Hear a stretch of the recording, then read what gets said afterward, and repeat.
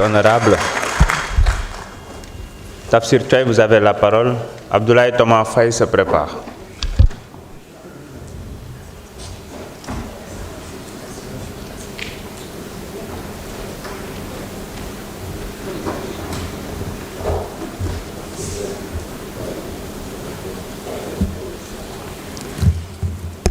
Merci, Monsieur le Président. Monsieur le Président, très chers collègues, Monsieur le ministre, Madame la secrétaire d'État, Mesdames, Messieurs. Monsieur le ministre, je voudrais encore une fois dire ici que notre séance d'aujourd'hui, wane na ni réalité pouvoir moom loolu lu mën a nekk la te lu am la dem ci waxtaan ak sama benn collègue mu may wax ni ma mu yokkal ma ci le pouvoir de la réalité. Dina def loo nguur, dina def loo gouvernement, dina li faire loo keneen ku dul gouvernement. Et aujourd'hui, c'est ce qui explique aujourd'hui cette loi de finances rectificative qu'on vote en 2 jours. Maintenant, Monsieur le ministre, c'est vrai que mën nga ko def ci loi de règlement, mais loi de règlement yi depuis 2022 jàllale wuñ ko. 2022 jàllul, 2023 jàllul, 2024 ba tey jii ñu ngi ci 2025 di voter loi de finances 2026 bu ñu voté nii. Donc mënuñu ko ci woon dugal, il fallait que ñu indi ko pour qu'au moins ñu mën constater tout ce qui a été fait et qui a été dans le budget durant cette année 2025. Mais li ñu indil ci information mooy d'abord que suñu croissance wàññeeku na de 1%. Mais indil nañu aussi information que sur la masse salariale 79 milliards wàññeeku na par rapport ak 2025 ak 2026.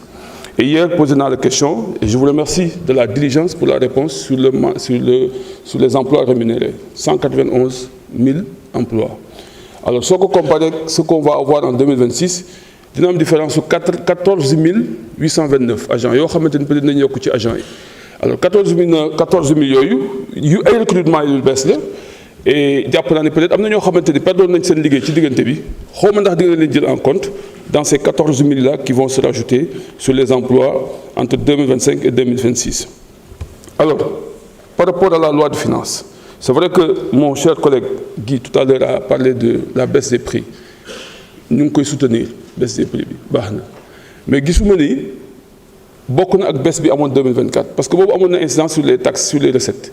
Mais bii nii jàpp naa ni situation moo ko waral et maa ngi fàttaliku c'est sous le régime du président Wade qu'on avait créé le fonds de sécurisation des importations des produits pétroliers qui permettait à l'État de pouvoir gérer les hausses et les baisses des prix des hydrocarbures. C'est en ce moment aussi qu'on avait créé le fonds de soutien à l'énergie. Et je pense que loolu ñàkkul ni am na effet ci li nga xamante ni aujourd'hui moo am sur la baisse des prix et des hydrocarbures surtout sur l'énergie.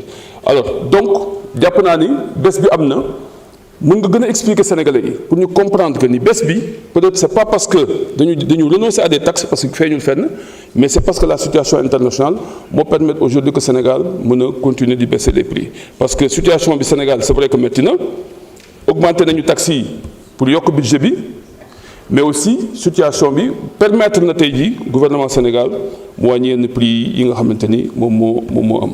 Alors, Monsieur le ministre, mon problème c'est par rapport à la dette bancaire. Je ne peux pas dire parce que j'avais soulevé ça ici.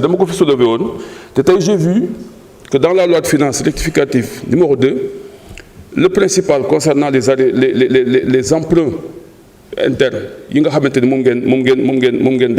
évolue de 151 milliards de la loi de finances initiale à 850 milliards dans la loi de finances rectificatif 2. Donc ça veut dire quoi? Que Djugana est intégré, c'est sur la ligne sur la dette bancaire. Parce que 125 milliards, sur les intérêts et commissions en juin 2025, c'est 125 milliards, maintenu sur la même ligne que les 850 milliards. Donc ça veut dire quoi? Est-ce que c'est parce qu'on a pris en compte une dette bancaire provenant du rapport de la Cour des comptes ou nous expliquer nous dalle nous allons comprendre parce que aussi je pense que c'est important que Sénégalais yi nga xam dañuy seetaan di suivre li ñuy def ñu mën a comprendre beneen bi ci topp mooy sur le rapport tout à l'heure on a parlé du rattachement je l'ai soulevé hier mais je pense que au regard des documents que j'ai lus et des informations que j'ai eues xam naa ni ñàkkul ni rattachement détachement la on a rattaché, on a détaché.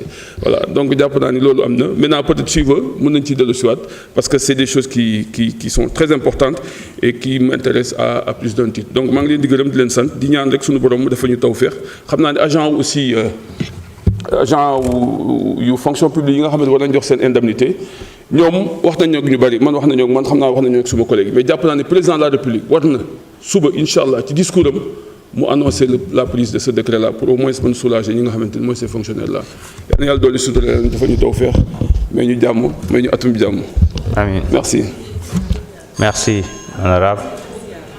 Abdoulaye Thomas Faye, vous avez la parole. Bakary Diédhiou se prépare.